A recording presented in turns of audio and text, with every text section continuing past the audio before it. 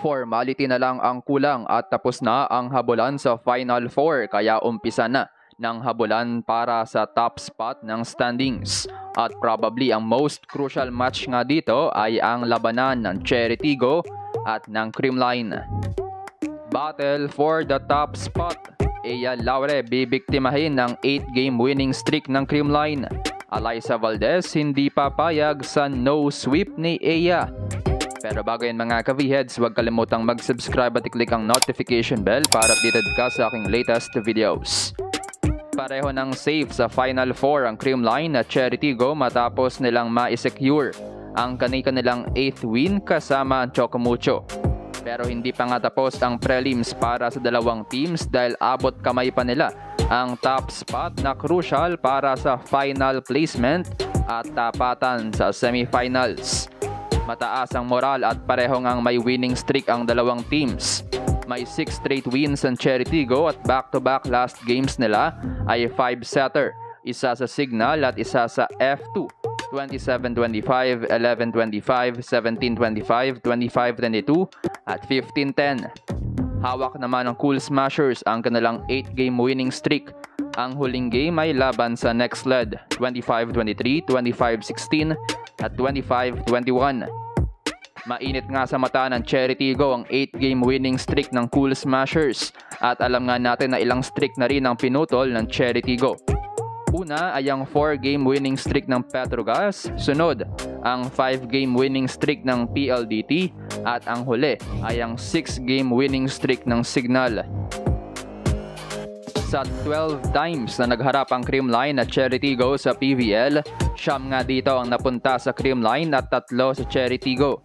Huli pang natalo ng crossovers ang Cool Smashers noong Jaja Santiago era noong 2021 PVL Open Conference sa Game 3 ng Finals. Simula nun ay 8-game winning streak ng Creamline over Cherry Tigo. Huli namang nagtapat ang dalawang teams noong June 27, 2023 noong Invitational Conference Group A kung saan winalis ng Creamline ang Cherry Tigo in straight sets 25-22, 25-22 at 25-17. Halos parehong-pareho nga ang lineup dito ng dalawang teams lalo ng starting 6 pero this time magkaiba lang ang setters. Nabor in for Cagande and Gia out, Negrito in for Creamline. Pero alam nga natin na iba na ang galaw ng mga dating baguhang stars ng Cherry Tigo, especially sina Ea Laure, Ces Robles at Jen Nierva na malaki ang role ngayon sa crossovers. Ilan nga sa kanila ang crucial key factors ng crossovers, lalo na simula nung sumabog ang game ni Ces Robles, kaya for sure ay mas matibay na Cherry Tigo ang kakaharapin ng Creamline. Gayunpaman alam naman natin na halos hindi natitinag ang Creamline kahit sinong kalaban despite the absence of Gia de Guzman. Ilang big games na nga nagdaan this conference at parating nababasag ang mga doubts sa koponan.